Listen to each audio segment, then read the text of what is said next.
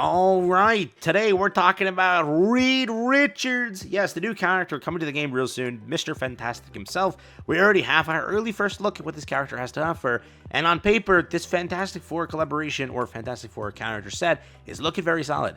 For the most part, I wonder what happened, but yeah, Sue got nerfed throughout everything, which is true. She's still an outstanding 10 out of 10 character, but theoretically speaking, the game is great as it is, but having the ability to only use 3 characters is rough when the Fantastic Four exists.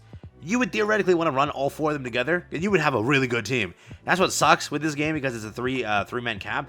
If there was the 4-man cap, yeah, Fantastic Four would be like the most meta team in the game because they all buff each other. The entire point of them is running them as a team, and that's the whole point of Fantastic Four being together. So it's kind of funny, but you know, they, for what they are, teaming up with each other, Reed is looking like a really good character, and I wanted to show that to you here today. So we're gonna jump into that. Let's have some fun, but first, we got some free polls to talk about.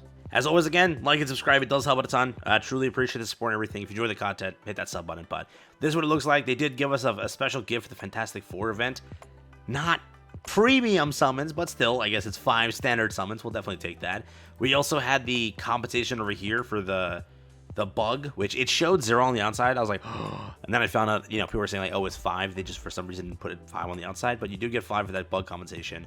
And then if you did summon, right, you get a little bit of compensation there. I got 450 because I put in 30 pulls total. And then over here for the maintenance that happened, another compensation sound. If you have taken a break from the game or you didn't log in for the newest update, log in now. You'll have a decent amount of chances to pull, I guess you can say, both on the standard and both on the premium. So not bad on these compensations, I guess, but you know, the game does do pretty solid for like what is the word, for outside things like grossing and such, and just doing good on updates and everything. But we don't really get like great keys for those celebrations. We only get shadow keys, which is, again, shadow keys are fine, but up to you.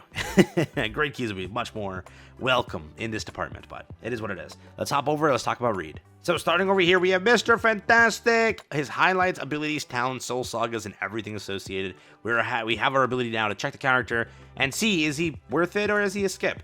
For now, he's looking pretty good. Stretch Beyond Limits over here, highlight. We have everything associated. We have Awakening Stage at 0. Obviously, the hero's HP and attack increases by 10% when the wearer uses a buff type ultimate move. Their attack increases by 30% for 10 seconds. Additional effect when equipped by Mr. Fantastic. While in a Fantastic Formula status, a bouncing ball will always deal a critical hit. So there's that.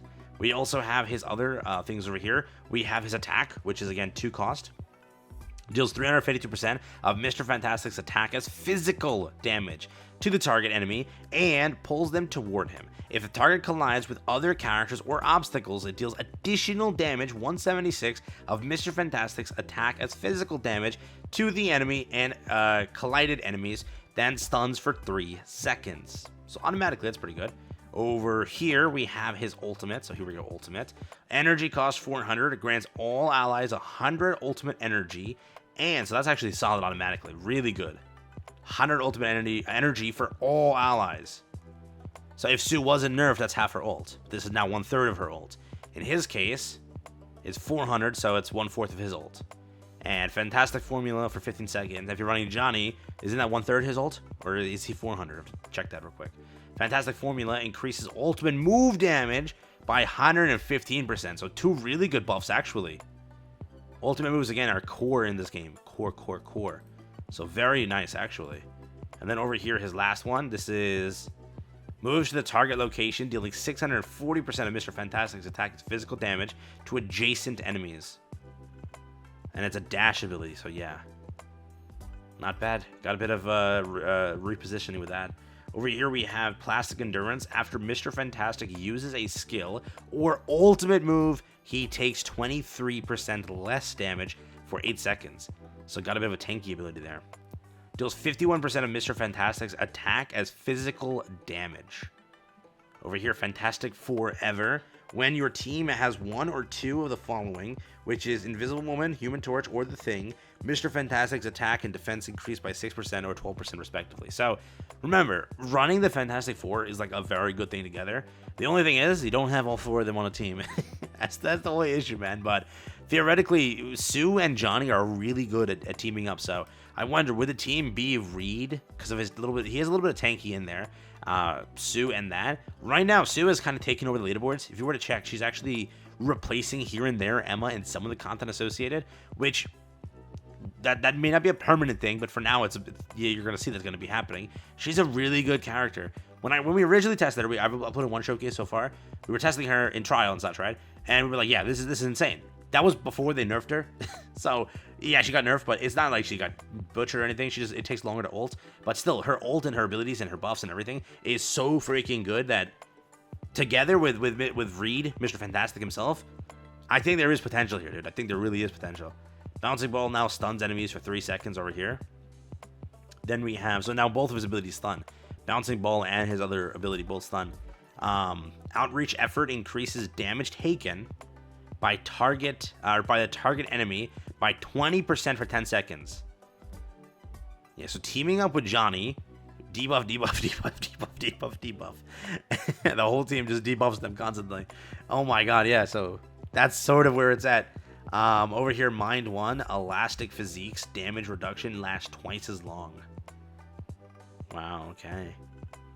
Elastic Physique. That was, what, 20% damage reduction? 23%, right? Yep, right here. 23%, 8 seconds. So he gets that twice as long. 16 seconds of that damage reduction, making him more tanky. His attack increases by 15%, and then he gains another ultimate energy at the start of the battle. Bouncing Ball deals 30% more damage, and the damage is considered ultimate move damage, and he buffs ultimate move damage. So yeah, it's very smart. Energy generation increases by 30%. Outreach Effort deals 60% more damage to target enemies adjacent to them. And then allies affected with Fantastic Formula deals 70% more crit damage. Wow.